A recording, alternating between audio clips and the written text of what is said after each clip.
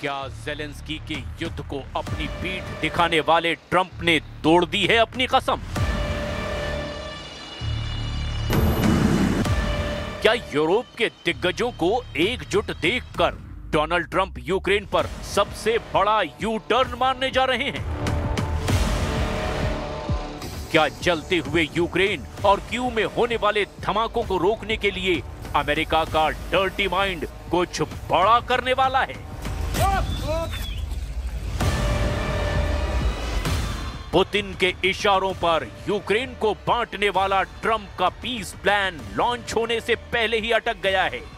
Trump का चाकू चले और सीधा यूक्रेन पुतिन को सौंप दिया जाए। इससे पहले ही ट्रंप ने यूक्रेन को लेकर ऐसी बात कह दी है कि ज़ेलेंस्की का बुझा हुआ चेहरा फिर युद्ध वाले जोश की वजह से चमक सकता है। क्या ज़ेलेंस्की के झुके कंधों में फिर बिजली कड़कने वाली फुर्ती आने वाली है? 24 घंटे के अंदर ज़ेलेंस्की को हिम्मत देने वाली एक मीटिंग हुई। दक्षिण अफ्रीका में G20 मीटिंग के दौरान जर्मनी, फ्रांस और ब्रिटेन के लीडर्स ने साफ साफ कह दिया, यूक्रेन को हारने नहीं देंगे। ये ट्रंप को चैलेंज करने वाला ऐसा रुख है जिसे नेटो में दो फाड़ करने वाला सबसे बड़ा कदम माना जा रहा है। जो अमेरिका यूक्रेन को पुतिन के हवाले करना चाहता है, अब उस अमेरिका को चैलेंज करने वाले फ्रेडरिक मर्ज, कीर स्टारमर और इमैनुअल मैक्रो ने नई कसम खा ली है। कसम ये कि यूक्रेन को हारने नहीं देंगे।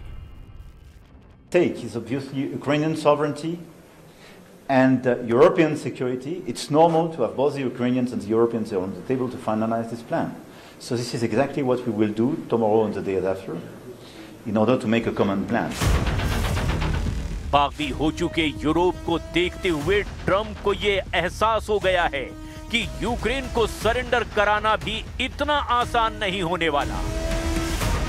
इसीलिए डोनाल्ड ट्रंप को कहना पड़ा है कि रूस और यूक्रेन युद्ध को खत्म करने के लिए अमेरिका का प्रस्ताव आखिरी नहीं। No, not my part. No, we'd like to get the peace. It should have happened a long time ago. The Ukraine war with Russia should have never happened. If I were president, it never would have happened. We're trying to get it ended. One way or the other, we have to get it ended. यानी Donald Trump के दिमाग में कुछ और चल रहा है। Trump के बारे में दावा किया जाता है कि उनका दिमाग सिर्फ नफा और नुकसान देखता है, यानी जहां ट्रंप को फायदा होगा वो वहीं पलट जाएंगे। ट्रंप के शातिर दिमाग को लेकर ऐसा तनाव उनके पहले कार्यकाल में नहीं देखा गया, लेकिन अब यूक्रेन युद्ध ने अमेरिका के डर्टी माइंड की परत खोलनी शुरू कर दी है। यूरोप के लीडर्स की मीटिंग देखकर ज़ेलेंस्की ने भी कह दिया है कि हार नहीं मानूंगा, रार नहीं ठानूंगा। व्लादिमीर ज़ेलेंस्की ने कह दिया है कि अब यूक्रेन के सामने अपना सम्मान खोने या फिर अपने महत्वपूर्ण साथी अमेरिका को खोने, दोनों में से एक विकल्प को चुनना होगा। Всі відповідні директиви. Наші представники знають, як захищати українські національні інтереси і що саме потрібно, щоб Росія не здійснила третє вторгнення. Ще один удар по Україні. ज़ेलेंस्की को पता है कि इस वक्त यूक्रेन के हालात कितने खराब हैं, कैसे पुतिन की मिसाइल और ड्रोन पावर उनके हर मोर्चे को कमजोर करके यूक्रेन की सेना को पूरी तरह मार रही है।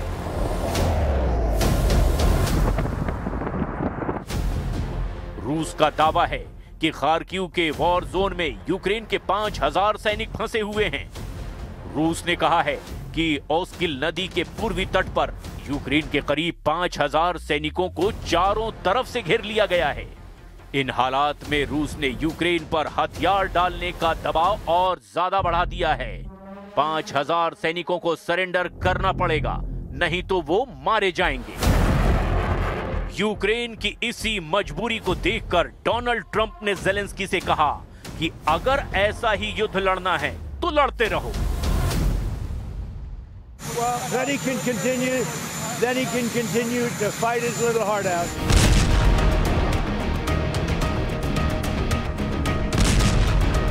इस वक्त यूक्रेन के कई मोर्चों पर बहुत बड़ा युद्ध चल रहा है। यूक्रेन के शहरों पर रूस के हमले आग उगल रहे हैं। यूक्रेन के निप्रो शहर पर रूस ने ड्रोन अटैक किया है। इन इमारतों के परखच्चे उड़ गए हैं। खिड़कियां, दरवाजे और दीवारों का हाल भी देखिए। गाड़ियों की हालत देखिए। इस हमले में 14 लोगों के घायल होने की खबर है।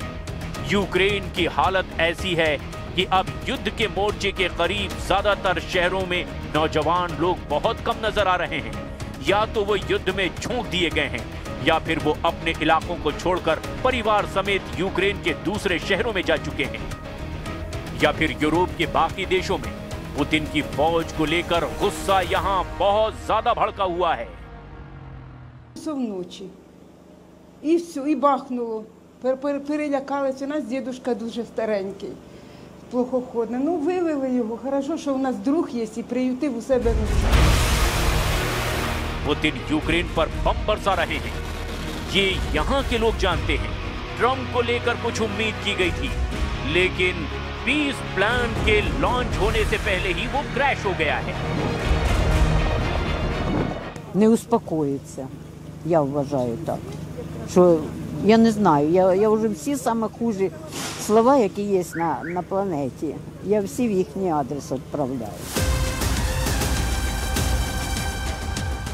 डोनाल्ड ट्रंप ने यूक्रेन और रूस के युद्ध को रोकने के लिए 28 पॉइंट वाला प्रस्ताव दिया है। माना जा रहा है कि ट्रंप की हर शर्त पुतिन से बात करके तैयार की गई है। इन शर्तों में बड़े मुद्दे देख लीजिए। अमेरिकी शांति प्रस्ताव में कहा गया कि यूक्रेन के 3 बड़े इलाके क्राइमिया, लुहांस्क और डोनेस्क, तीनों इलाकों को रूस के नियंत्रण में मान लिया जाए। यूक्रेन की सेना 8,80,000 से घटाकर 6 लाख की जाए। यूक्रेन अपने संविधान में लिखेगा कि वो कभी भी नेटो में शामिल नहीं होगा। नेटो का विस्तार रूस के करीब तक नहीं होगा। रूस और नेटो के बीच अमेरिका मध्यस्थता करेगा। नेटो यूक्रेन में कोई सैनिक तैनात नहीं करेगा। बड़ी शर्त यह भी कि यूक्रेन में कोई परमाणु हथियार तैनात नहीं होगा।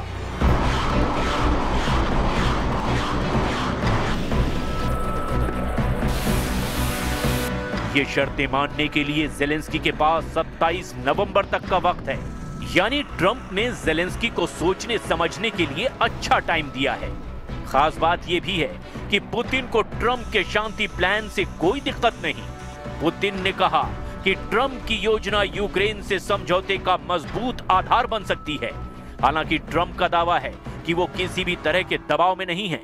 हालांकि यूरोप के नेता चाहते हैं कि ट्रंप के पीस प्लान में संशोधन किया जाए। इसमें और काम करने की जरूरत है। सबसे बड़ी बात कि यूक्रेन में रूस के धमाके रोकने हैं, तो शर्तों में जेलेंस्की की रजामंदी भी जरूरी है।